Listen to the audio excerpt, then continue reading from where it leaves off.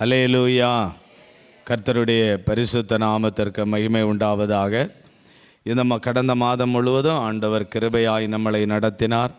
ஒரு புதிய மாதத்தில் கர்த்தர் நம்மளை கொண்டு வந்திருக்கிறார். இந்த மாதம் நமக்கு ஒரு பெரிய ஒரு ஆசீர்வாதமான மாதமாக இருக்கும்படி ஆண்டவர் கிருபை செய்வார். அல்லேலூயா. உங்கள் தேவைகளை சந்திப்பார். ஆண்டவர் ஒரு குறைவும் வராதபடி ஆண்டவர் நடத்துவார். இன்றைக்கும் நான் உங்கள் மத்தியிலே பிரசங்கம் பண்ணும்படி ஆண்டவர் நமக்கு தந்திருக்கக்கூடிய ஒரு அருமையான ஒரு வாக்குத்தத்தம். ஆதியாகமம் 49ஆம் அதிகாரம் 25வது வசனத்தை நாம் வாசிக்கும்போது, அவர் உனக்கு துணையாய் இருப்பார் என்று வேதம் சொல்லுகிறது. அவர் உனக்கு துணையாய் இருப்பார். இயேசு நமக்கு துணையாய் இருப்பார் என்று அவருடைய வசனம் சொல்லுகிறது. அவர் நமக்கு துணை நிற்கிற ஒரு தேவன். அவரை நம்புகிறவர்கள், அவரை விசுவாசிக்கிறவர்கள், அவருக்கு பரிசுத்தமாய் வாழ்கிறவர்கள், அவருக்கு சாட்சியாய் நிற்கிறவர்கள், இவர்களுக்கு இயேசு துணையாய் இருப்பார். ஒருவேளை பிரச்சனை இருக்கலாம், போராட்டங்கள் இருக்கலாம், ஏதோ ஒரு கஷ்டங்கள் இருக்கலாம். எது இருந்தாலும் ஆண்டவர் தன் பிள்ளைகளுக்கு துணையாய் இருந்து அவர்களை அற்புதமாய் நடத்துகிற ஒரு தேவன். இந்த வசனம், இந்த வாக்கு தத்தம் யாக்கோபு, முற்பிதாக்களாகிய ஈசாக்கு யாக்கோபு பார்க்கிறோமே, அந்த யாக்கோபனுடைய இளைய குமாரன் யோசேப்புக்கு அந்த யாக்கோபு சொன்ன ஒரு வார்த்தை தான், அவர் உனக்கு துணையாய் இருப்பார். இன்னைக்கும் உங்கள் ஒவ்வொருவரையும் ஆண்டவர் பார்த்து சொல்லுகிறார், நான் உனக்கு துணையாய் இருப்பேன். எந்த சூழ்நிலையிலையும் நான் உனக்கு துணையாய் இருப்பேன் என்று கர்த்தர் சொல்லுகிறார். என்ன பிரச்சனை இருக்கட்டும், என்ன போராட்டம் இருக்கட்டும், என்ன வியாதி இருக்கட்டும், என்ன கடன் இருக்கட்டும், ஆண்டவர் நமக்கு துணையாய் இருப்பேன் என்று கர்த்தர் வாக்கு கொடுக்கிறார். அல்லேலூயா. இந்த மாதத்தில் பாருங்கள், இயேசு உங்களை துணை நிற்கிறத நீங்கள் காண்பீங்க. உங்கள் பிள்ளைகளுக்கு ஆண்டவர் துணையாய் இருக்கிறத பார்ப்பீங்க. உங்கள் குடும்பத்துக்கு இயேசு துணையாய் இருக்கிறதை நீங்கள் பார்ப்பீர்கள். அல்லேலூயா. அவர் துணை நிற்கிற ஒரு தேவன். அவர் துணையாய் இருப்பார். சரி, இயேசு துணையாய் இருந்தால் என்ன நடக்கும் தெரியுமா? அதை குறித்து தான் ஒரு 3 காரியங்களை நம்ம தியானித்து நாம் ஜெபிக்க போகிறோம். அவர் துணையாய் இருந்தால் என்ன நடக்குமாம்? கர்த்தர் நமக்கு துணையாய் இருந்தால் கர்த்தர் நமக்காக யுத்தம் பண்ணுவார். இயேசு நமக்கு துணை நின்னால் அவர் நமக்காக யுத்தம் பண்ணுவார். எதிரிகள் உண்டு, மந்திரவாதங்கள் உண்டு, பில்லிசூனியங்கள் உண்டு. இப்படிப்பட்ட சில காரியங்களுக்கு இயேசு நமக்கு துணை நின்று நமக்கு அந்த சாத்தானோடு ஆண்டவர் யுத்தம் பண்ணுவாராம். அந்த பிசாசோடு ஆண்டவர் யுத்தம் பண்ணுவார். அந்த பொல்லாத மனிதனோடு ஆண்டவர் யுத்தம் பண்ணுவார்.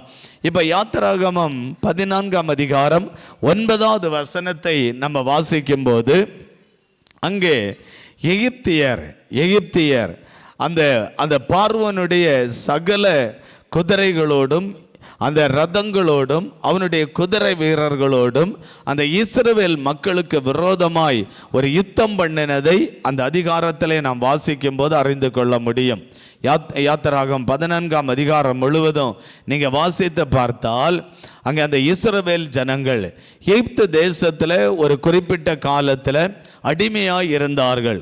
ஒரு 430 ஆண்டுகள் அடிமையாய் வாழ்ந்த ஒரு காலம். இந்த மக்கள் கடைசியாக அந்த மக்களால் முடியாமல் ரொம்ப சோர்ந்து போய் ரொம்ப அழுக, ரொம்ப பாதிப்புகள். இப்போ யாராவது எங்களை விடுதலையாக்க மாட்டார்களா என்கிற ஒரு கூக்குரல் அந்த மனிதர்கள் அங்கே விட்டதாக வேதம் சொல்லுகிறது. அந்த கூக்குரலை ஆண்டவர் பரலோகத்தில் கேட்டார். கதறாங்க, அழுறாங்க, துக்கப்படுறாங்க, பாரப்படுறாங்க. இயேசு பரலோகத்திலிருந்து இந்த மக்களை கவனித்தார். உடனே அந்த மக்களை எப்படியாச்சும் இந்த அடிமைத்தனத்திலிருந்து விடுதலையாக்க இயேசு மோசேயை அனுப்புகிறார். மோசே என்கிற ஒரு மனிதன் அவரை அனுப்புகிறார். இந்த மோசேயை பார்த்தால், வாலிப பருவத்தில் இந்த தன் மக்கள் அங்கே எகிப்தில் போய் அடிமையாக இருக்கிறதை கண்டு இவன் எப்படியாவது இந்த மக்களை கொண்டு வரணும்னு ஒரு தீவிர பிரயாசம், தீவிரமான ஒரு முயற்சி, ஒரு வாலிப பருவம், திடகாத்திரமான ஒரு சரீரம், ஒரு எதையாவது செய்ய முடியும் என்கிற ஒரு ஆரோக்கியம். இந்த காலத்தில் அந்த மக்களை கொண்டு வர தீவிரமான ஒரு முயற்சி எடுத்த போது அந்த முயற்சி பலிக்கவில்லை. அப்போ நமக்கு பணபலத்தை கொண்டோ நம்முடைய சரீர பலத்தை கொண்டோ நம்மளுடைய மூளையை பயன்படுத்தியோ இந்த உலகத்தில் எதையுமே செய்ய முடியாது. அப்படி இந்த மோசே செய்வதற்கு முயற்சி எடுத்த போது எல்லாமே தோல்வியாய் முடிந்தது. இப்போ பாருங்க, இந்த மோசே இயேசுவனிடத்தில் போகிறான். இயேசுவனிடத்தில் போய் வயதான காலத்தில் போய் ஆண்டவரோடு கூட பரிசுத்தமான ஒரு வாழ்க்கை, ஒரு நல்ல ஒரு ஆவிக்குரிய வாழ்க்கை, நல்ல ஒரு பரலோக வாழ்க்கை, பரிசுத்தமான ஒரு வாழ்க்கை, இயேசுவுக்கு பிரியமான ஒரு வாழ்க்கை. இப்போ இயேசு பரலோகத்திலிருந்து இவனை கவனிக்கிறார். அந்த மக்களை எப்படியாச்சும் விடுதலையாக்க இந்த மோசேயை தெரிந்து கொண்டு அவனை அனுப்புகிறார். அவனை அனுப்பி ஒரு வயதான காலத்தில் போய் அந்த பார்வோனை சந்தித்து அந்த மக்களை அனுப்பிவிடு. இந்த மக்கள் இயேசுவை ஆராதிக்கக்கூடிய மக்கள், இயேசுவை தேடக்கூடிய மக்கள், இயேசுவுக்காய் வாழ வேண்டும் என்று விருப்பம் உள்ள ஒரு மக்கள். இந்த மக்களை நீ அடிமைப்படுத்த விட்டுவிடு என்று சொன்னபோது இந்த பார்வோன் விடவே முடியாது என்கிறதில் உறுதியாய் இருக்கிறான். ஒரு கடின இருதயத்தோடு அந்த இடத்திலே இருந்து கொண்டு இருக்கிறான். கடின இருதயம். இன்னைக்கு பாருங்க, நமக்கு வர வேண்டிய ஆசீர்வாதங்கள், வர வேண்டிய நன்மைகள், இதை தரக்கூடாதபடி கடினப்பட்ட இருதயம், கடினப்பட்ட உள்ளம், கடினப்பட்ட காரியம், இதையெல்லாம் நம்ம பார்க்கிறோம்.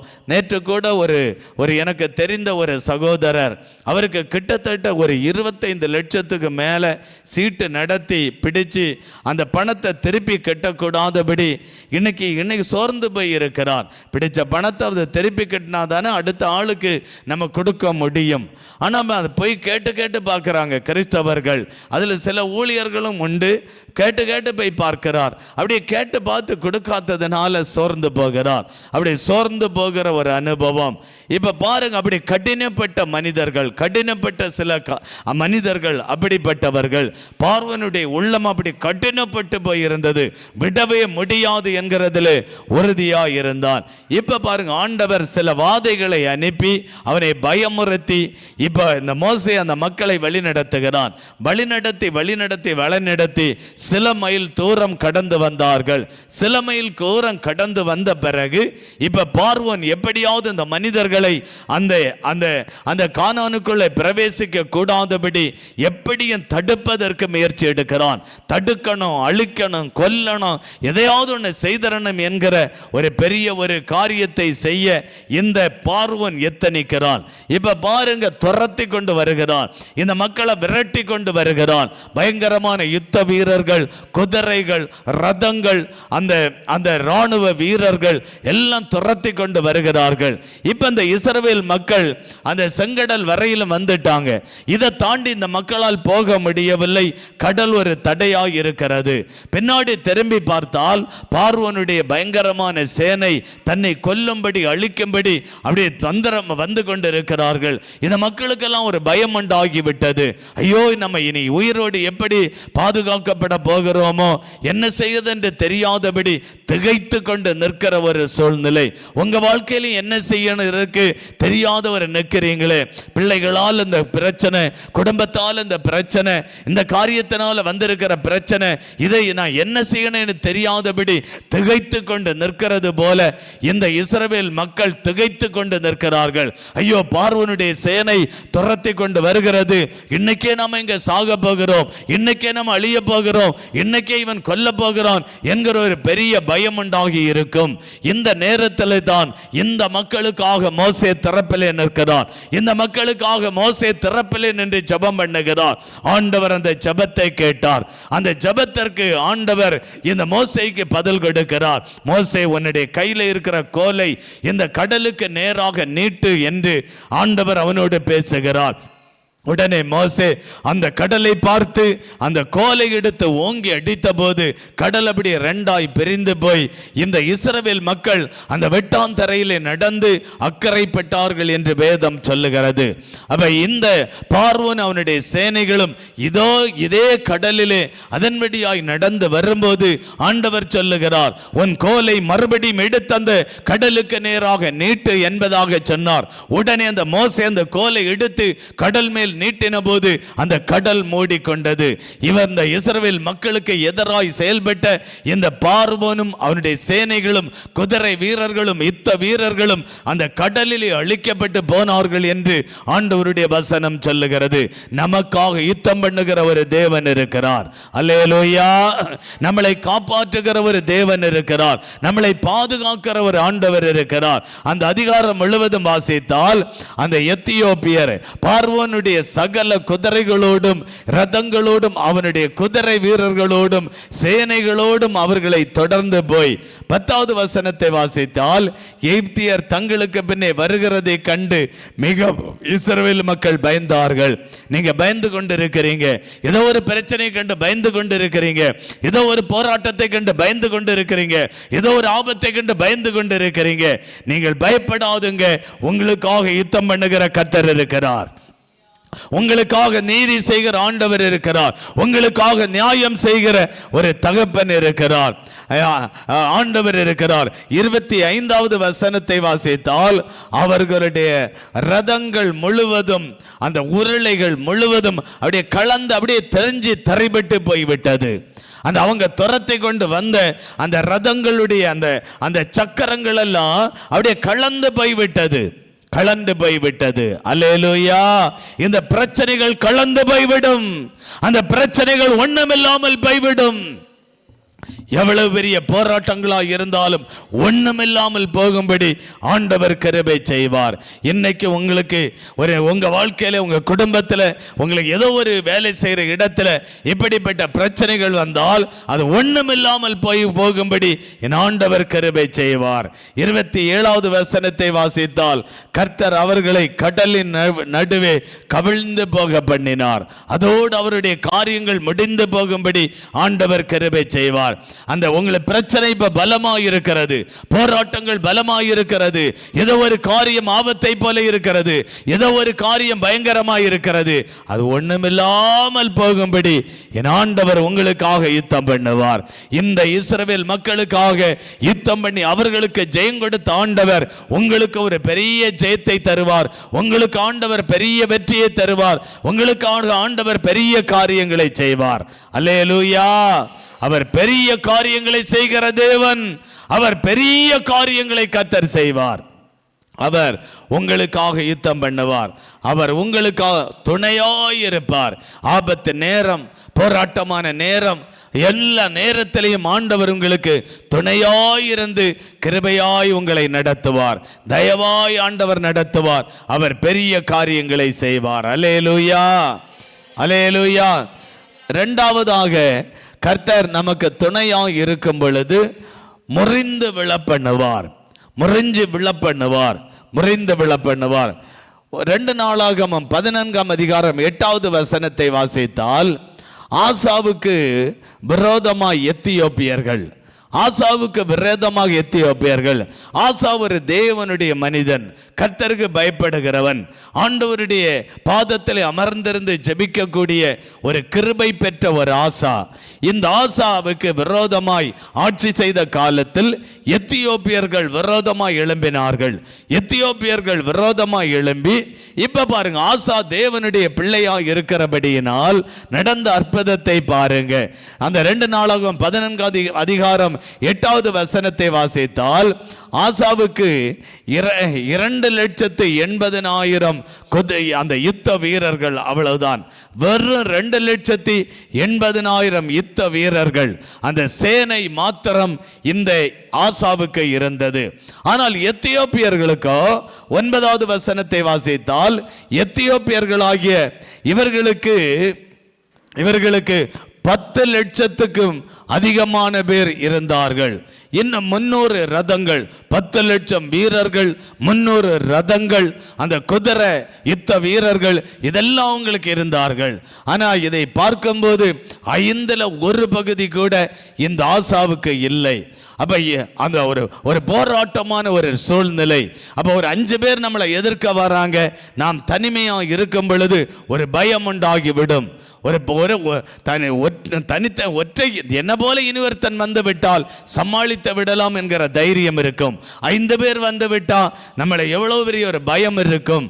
அதே போல தான் இவங்களுக்கு இருக்கிறது 2,80,000 பேர். ஆனால் அந்த எத்தியோப்பியர்களுக்கு இருக்கிறது 10 லட்சம். அந்த வீரர்கள் மாத்திரம் அவ்வளவு பேர். இன்னும் 300 ரதங்கள் அதுல பயங்கரமாய் வருகிறார்கள்.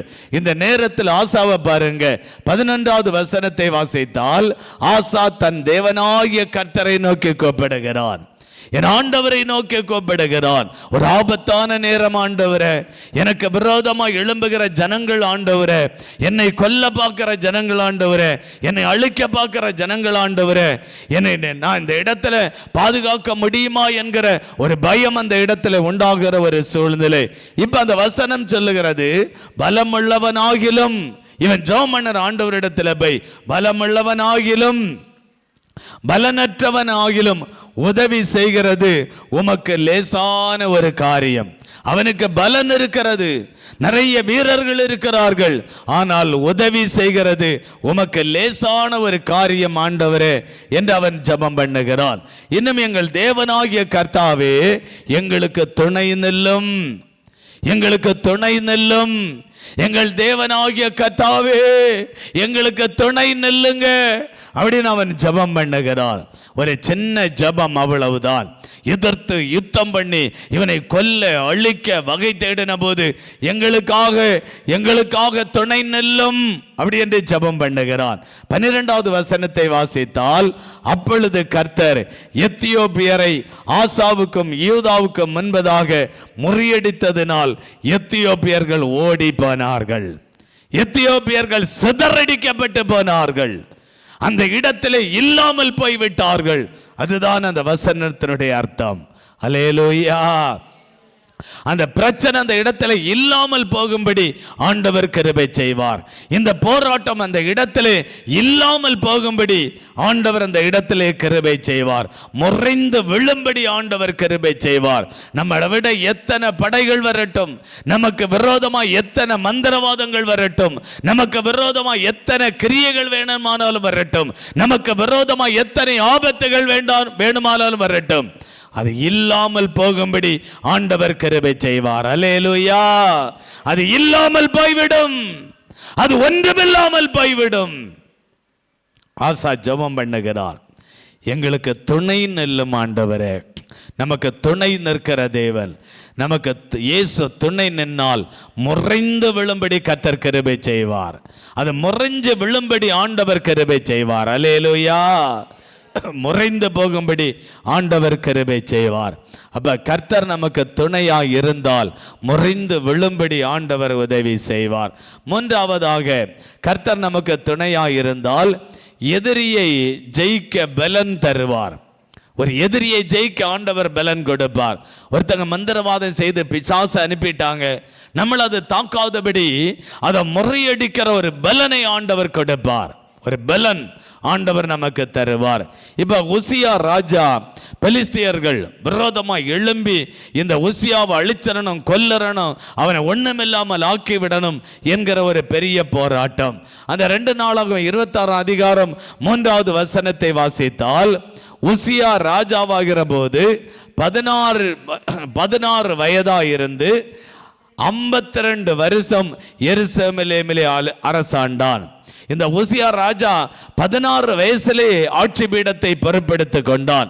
16 வயசுல இப்ப பெலிஸ்தியர்கள் இவனை அழிச்சிடணும், இவன் சின்ன பையன் தான், இவனை விடக்கூடாது, இவன் ஆட்சி பீடத்தில் இருக்க வைக்க கூடாது, அழிச்சிடணும், கொல்லுறணும், அவ்வளவுதான், இவனை முடிவுக்கு கொண்டு வரணும். அப்படிப்பட்ட பயங்கரமான ஒரு போராட்டம். காரணம் பொறாமை. பொறாமை கொண்ட மனிதர்கள் இந்த உலகத்தில் நமக்கு விரோதமாய் பொறாமை கொண்ட மனிதர்கள் உண்டு. எப்படியாவது இந்த குடும்பத்துக்கு நஷ்டத்தை கொண்டு வரணும், எப்படியாவது இந்த குடும்பத்துக்கு ஒரு தோல்வியை கொண்டு வரணும், எப்படியாவது இந்த குடும்பத்தில் ஒரு அவமானத்தை கொண்டு வரணும், எப்படியாவது இந்த குடும்பத்துக்கு ஒரு பரிகாசத்தை கொண்டு வரணும், எப்படியாவது இந்த குடும்பத்துக்கு ஒரு நிந்தையை கொண்டு வரணும், எப்படியாவது இந்த வீடு வைக்கிற காரியத்தை தடுக்கணும், எப்படியாவது இந்த குடும்ப வாழ்க்கையில ஒரு பிரச்சனையை கொண்டு வரணும், எப்படியாவது எப்படியாவது அந்த குடும்பத்தில் சமாதான கேட கொண்டு வரணும், இப்படி பொறாமை கொண்ட சில மனிதர்கள். அப்படிதான் இந்த பெலிஸ்தியர்கள் உசியா ராஜாவுக்கு பொறாமை கொண்டார்கள். இப்ப பாருங்க, உசியா ராஜாவாகிற போது 16 வயதில் ஆட்சி பொறுப்பை ஏற்றவுடனே பொறாமை கொண்ட மனிதர்கள் எழும்பி 4வது வசனத்தை வாசிக்க கேட்போம். அவன் தன் தகப்பனாகிய அமத்சியா செய்தபடியெல்லாம் கர்த்தருடைய பார்வைக்கு செம்மையானதை செய்தான். இந்த உசியா ராஜா ஆண்டவருடைய பார்வைக்கு செம்மையானதை செய்தான். அவன் ஆண்டவருடைய பார்வையில் செம்மையானதை செய்கிறான். செம்மையானதை இந்த உலகத்தில் வாழ்கிற கிறிஸ்தவ பிள்ளைகள் ஒவ்வொருவரும் ஆண்டவருடைய பார்வைக்கு செம்மையானதை செய்யும் பொழுது அங்கே ஒரு வெற்றியை ஆண்டவர் கட்டளையிடுகிறார். அல்லேலூயா. செம்மையான காரியத்தை இந்த உலகத்தில் நாம் செய்ய வேண்டும். செம்மையான காரியம். இப்ப அவன் இந்த உசியா ராஜா செம்மையான ஒரு காரியத்தை செய்த உடனேயே 6வது வசனம், அவன் புறப்பட்டு போய் போதும் அவன் புறப்பட்டு போய் பெலிஸ்தரோடு யுத்தம் பண்ணுகிறார். பெலிஸ்தரோடு ஆண்டவருடைய பார்வைக்கு செம்மையானதை செய்த உடனே இவனுக்குள்ள ஒரு ஆவிக்குரிய பலன், ஆவிக்குரிய ஒரு பெரிய தைரியம், ஆவிக்குரிய ஒரு அபிஷேகம், ஆவிக்குரிய ஒரு வல்லமை இவனுக்குள்ளே கடந்து வருகிறது. இப்ப பாருங்க, ஒரு அந்த பவுலும் சீலாவும் அந்த சிறைச்சாலையில் இருப்பதற்கு முன்ன சுவிசேஷகத்தை உலகம் முழுவதும் போய் அறிவிக்கிறார்கள்.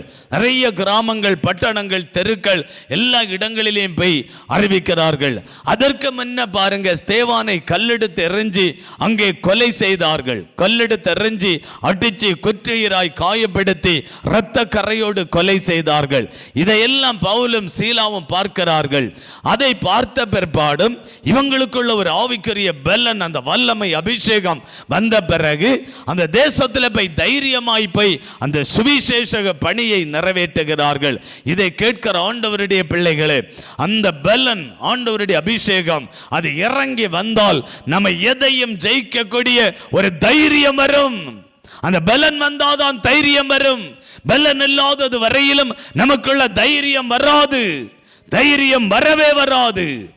அந்த பலன் இந்த உசியா ராஜா இவன் ஆண்டவருடைய பார்வைக்கு செம்மையான காரியத்தை செய்ய செய்ய, என்ன செம்மையான காரியம்?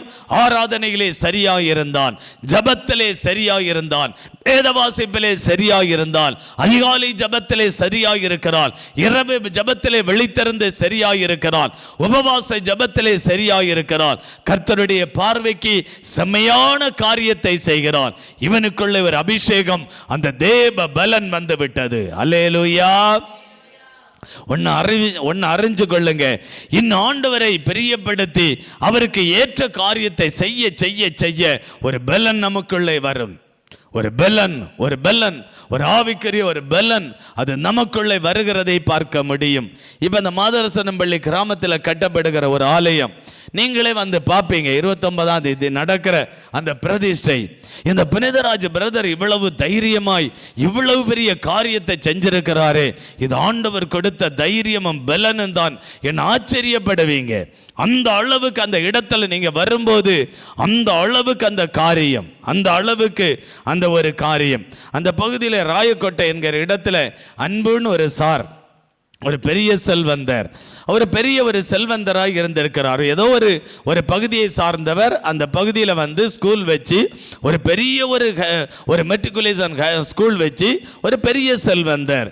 எனக்கு அவருடைய நம்பர் ஒருவர் கொடுத்து அவரை ஒரு நாள் ஃபோனில் தொடர்பு கொண்டு, அவர் ஒரு கிறிஸ்தவராக இருக்கிறபடியினாலே அவரை அழைத்திருந்தேன். பிரதர் வாங்க, நீங்களும் இந்த கிராமத்தில் சில ஆண்டுகளுக்கு முன்னே ஆலயம் கட்டுறதுக்கு நல்ல தீவிரமான முயற்சி எடுத்திருக்கிறீங்க, அதை நான் பாராட்டுகிறேன், ஆண்டவருக்கு நன்றி செலுத்துகிறேன். நீங்க இந்த இடத்துல வந்து எங்களுக்காக ஜெபம் பண்ணேன்னு நான் விரும்புறதுனால நீங்க வாங்க பிரதர்ன்னு நான் அவர் அழைத்திருந்த போது அந்த இடத்துக்கு அவர் வந்திருந்தார். அந்த இடத்துல வந்திருந்த போது அவர் பிரமித்து போய், பிரதர் நீங்க எப்படி இந்த அளவுக்கு இந்த காரியத்தை இந்த இடத்துல நீங்க மகிமையாய் செஞ்சிட்டீங்களே, அது எப்படின்னு கேட்டார். நான் அவரிடத்தில் சொன்னேன், எனக்கு பின்னாடி ஒருவர் இயக்கி கொண்டிருக்கிறார், அவர்தான் இயேசு. அவர் இயக்குகிறார், நான் செய்கிறேன், அவ்வளவுதான். அல்லேலூயா. அவர் இயக்கி கொண்டிருக்கிறார். இதை நான் செய்து முடித்திருக்கிறேன், இதை செய்து நிறைவேற்றி இருக்கிறேன். அவர் உடனே சொன்னார், இது கர்த்தர் கொடுத்த தைரியம் தாங்க பிரதர், கர்த்தர் கொடுத்த பலன் தாங்க பிரதர் அப்படின்னு சொல்லுகிறார். அப்ப எந்த ஒரு காரியத்தை நம்ம செய்யும் போது கர்த்தர் கொடுக்கிற தைரியம், கர்த்தர் கொடுக்கிற பலன், அதுல தான் நம்ம செய்ய முடியும். அதே போல சுவிசேஷ பணியாக இருந்தாலும், ஊழிய பணியாக இருந்தாலும், ஜெப காரியங்களாக இருந்தாலும் கர்த்தர் கொடுக்கிற பலத்தில், தைரியத்தில் அதை தான் நம்ம செய்ய முடியும். இப்ப பாருங்க, ஒரு ராத்திரி முழுசும் வண்டி ஓட்டிட்டு காலையில் எப்படி ஆண்டவரை போய் அந்த உபவாச கூட்டத்தில் நிற்கிறது என்கிற ஒரு பயம் இருந்தாலும் ஆண்டவர் பலன் கொடுக்கிறார். அந்த பலனை கொடுத்துதான் ஆண்டவர் அந்த காரியங்களை செய்கிறார் என்பதை அறிந்து கொள்ள முடிகிறது. இப்ப உசியா ராஜா பெலிஸ்தியர்கள் யுத்தம் பண்ணின போதும் இவன் ஆண்டவருடைய பார்வைக்கு செம்மையானதை செய்கிறான். நீங்க செம்மையானதை செஞ்சு பாருங்க, நீங்க செம்மையானதை உங்க வாழ்க்கையில செஞ்சு பாருங்க, உங்களுக்குள்ள ஒரு பலன், ஒரு தைரியம், ஒரு அபிஷேகம் வரும். உடனே ஆண்டவருக்கு நீங்க எதையும் தைரியமாய் நின்று செய்ய முடியும். 7வது வசனத்தை வாசித்தால், பெலிஸ்தியரையும் வெல்ல துணை நின்றார். இந்த பெலிஸ்தியர்களை அந்த ஜெயிப்பதற்காக ஆண்டவர் ஒரு பக்கம் பலன் கொடுத்தார், இனி ஒரு பக்கம் அவனுக்கு துணையாய் நின்றார். அல்லேலூயா. ஒரு பக்கம் இயேசு துணையாய் நிற்கிறார், இனி ஒரு பக்கம் ஆண்டவர் பலன் கொடுக்கிறார். அவர் துணை செய்கிறவரும் அவர் பலன் கொடுக்கிறவருமாய் இருக்கிறார். அல்லேலூயா. நம்முடைய தேவன் துணை நிற்கிறவர், நம்முடைய தேவன் பலன் கொடுக்கிறவர். அவர் துணை நிற்கிறவர், அவர் பலன் கொடுக்கிறவர். இந்த உசியா ராஜாவுக்கு பலன் கொடுத்தார், ஒரு துணை நின்றார்.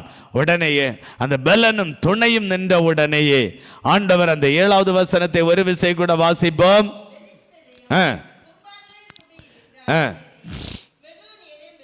வெல்ல அவனுக்கு துணையாய் நின்றார். அவர்களை வெல்ல, அவர்களை ஜெயிக்க, அவர்களுக்கு யுத்தம் பண்ண இவனுக்கு ஆண்டவர் துணையாய் நின்றார். 8வது வசனம், அவன் மிகவும் பலன் கொண்டார். இயேசு துணை நிற்கும் பொழுது நமக்கு ஒரு பலன் வரும், ஒரு தைரியம் வரும், ஒரு பயங்கர தைரியம் வரும். இன்னைக்கு தைரியம் இல்லாததான் நிறைய பேர் சோர்ந்து போயிறாங்க. இன்னைக்கு படிக்கிற பிள்ளைகளுக்கு அந்த பலன் இல்லை. ஆண்டவர் என்னை காப்பாற்று, எனக்கு பலன் கொடுப்பார், எனக்கு வெற்றியை தருவார், படிப்பை தருவார், கர்த்தர் பார்த்து கொள்வார், அந்த தைரியம் இல்லை. காரணம் ஜெபம் இல்லை, ஜெபம் இல்லை. நிறைய அந்த எக்ஸாம் காலங்களில் நிறைய பேர் ஃபோன் பண்ணுவாங்க பிள்ளைகள், பிரதர் பயமா இருக்கு, பிரதர் பயமா இருக்கு, பிரதர் பயமா இருக்கங்கள், பயமா இருக்கங்கள் அப்படி பிள்ளைகள் நிறைய பேர் சொல்லுவார்கள். அவங்க தைரியமாயிரு, நல்ல ஜெபம் பண்ணு, வேதத்தை வாசித்து எக்ஸாமுக்கு போ, கர்த்தர் பலன் கொடுப்பார். அல்லேலூயா. ஒவ்வொரு காரியத்திலையும் அப்படித்தான். நீங்க ஆண்டவருக்கு செம்மையான காரியத்தை செய்யுங்க, உடனே ஒரு பலன் உங்களுக்குள்ள வரும், தைரியத்தை ஆண்டவர் கொடுப்பார். நீங்க எதையும் ஜெயிக்கிறவர்களாய் மாறுவீர்கள். அல்லேலூயா. அவர் உங்களுக்கு துணையாய் இருப்பார். துணையாய் இருந்தால் கர்த்தர் நமக்காக யுத்தம் பண்ணுவார். துணையாய் இருந்தால் நமக்கு எதிராளிகளை முறிந்து விழ பண்ணுவார். கர்த்தர் நமக்கு துணையாய் இருந்தால் பலன் தருவார், தைரியத்தை தருவார். பலன் என்றால் தைரியம். நீங்க தைரியத்தோடு உங்க ஒவ்வொரு காரியத்தை செய்ய முடியும். ஆண்டவர் உங்களை ஆசீர்வதிப்பார். நம்ம எல்லாரும் ஜெபம் பண்ணுவோம். அப்படியே கண்களை மூடி ஹல்லேலூயா. எந்த சூழ்நிலையும் அவர் அன்பின் காத்துக்கொள்வார்.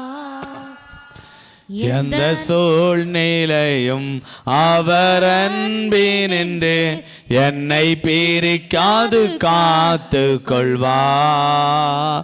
என்னை நம்பி அவர் தந்த பொறுப்பதனை அவர் வரும் வரை காத்து கொள்வே. என்னை நம்பி அவர் தந்த பொறுப்பதனை அவர் வரும் வரை காத்து கொள்வே. ஆனந்தமே பரமானந்தமே இது மாபெரும் பாக்கியமே. ஆனந்தமே பரமானந்தமே இது மாபெரும் பாக்கியமே. இந்த பாதலத்தில் சொந்தக்காரர் அவர், எந்த உள்ளத்தில் சொந்தமானார். இந்த பாதலத்தில் சொந்தக்காரர் அவர், எந்த உள்ளத்தில் சொந்தமானார். மகிழ்வோம் மகிழ்வோம் தீனமாக மகிழ்வோம், இயேசுராஜன சொந்தமாயினார். மகிழ்வோம் மகிழ்வோம் தீனமாக மகிழ்வோம், இயேசுராஜன் சொந்தமாயினார். இந்த பாதலத்தில் சொந்தக்காரர் அவர், எந்த உள்ளத்தில் சொந்தமானார். இந்த பாதலத்தில் சொந்தக்காரர் அவர், எந்த உள்ளத்தில் சொந்தமானார். இப்ப எல்லாரும் ஆண்டவரிடத்துல கேளுங்க, ஏசப்பா எனக்கு துணையா இருங்கப்பா, எனக்கு துணையா இருந்து எங்களை நடத்துங்கப்பா, துணையா இருந்து எங்களை ஆசீர்வதிங்கப்பா. இயேசுவே எங்களுக்கு துணையா இருங்க ஆண்டவரே, எங்களுக்கு துணையா இருங்க. இஸ்ரவேல் ஜனங்களுக்கு ஆண்டவர் துணையாய் இருந்தீர். மோசேக்கு எப்பொழுதும் கர்த்தர் துணையாய் இருந்தீர். பார்வோன் ஜெயிக்க கூடாதபடி அவனை தோற்று போக பண்ணினீர். அதுபோல எங்களுக்கு ஆண்டவர் துணையாய் இருந்து எதிராளியை தோற்று போக பண்ணுங்க ஆண்டவரே. ஆசா எத்தியோப்பியர்கள் விரோதமாக எழும்பின போது ஆசாவுக்கு துணையாய் இருந்தீர் ஆண்டவரே. எத்தியோப்பியருடைய படையை விழுந்து போக பண்ணினது போல எங்களுக்கு எதிரான படைகள் போராட்டங்களை விழுந்து போக பண்ணுங்க ஆண்டவரே. ஓசியா ராஜா பெலிஸ்தியர்கள் விரோதமாய் எழும்பி ஆண்டவரே அவனுக்கு விரோதமாய் எழும்பின போது ஓசியா ராஜாவுக்கு ஒரு பலன் கொடுத்து தைரியத்தை கொடுத்து அவனோடு யுத்தம் பண்ண வைத்தீர். ஜெயமோ கர்த்தரிடத்திலிருந்து வந்தது. அதுபோல கர்த்தாவே எங்களுக்கும் ஜெயம் வரட்டும், பரலோகத்திலிருந்து ஜெயம் வரட்டும், பரலோகத்திலிருந்து ஒரு பெரிய வெற்றியை தந்து கர்த்தரங்களை ஆசீர்வதிக்கும்படியாய் ஜெபிக்கிறோம். தேவநாம மகிமைப்பட்டதற்காய் ஸ்தோத்திரம். கர்த்தருடைய கரத்தில் எங்களை தாழ்த்தி கொடுக்கிறோம். எல்லா துதியும் கனத்தையும் மகிமையும் ஏசப்பா ஒருவருக்கே செலுத்துகிறோம். இயேசு கிறிஸ்துவின் நாமத்தில் ஜெபிக்கிறோம். ஜெபங்களும் ஜீவனுள்ள எங்கள் நல்ல பிதாவே, ஆமீன். என் ஆத்துமாவே கர்த்தரை ஸ்தோத்திரி, என் முழு உள்ளமே அவருடைய பரிசுத்த நாமத்தை ஸ்தோத்திரி. என் ஆத்துமா கர்த்தர் செய்த சகல உபகாரங்களை மறவாதே. ஆமேன்.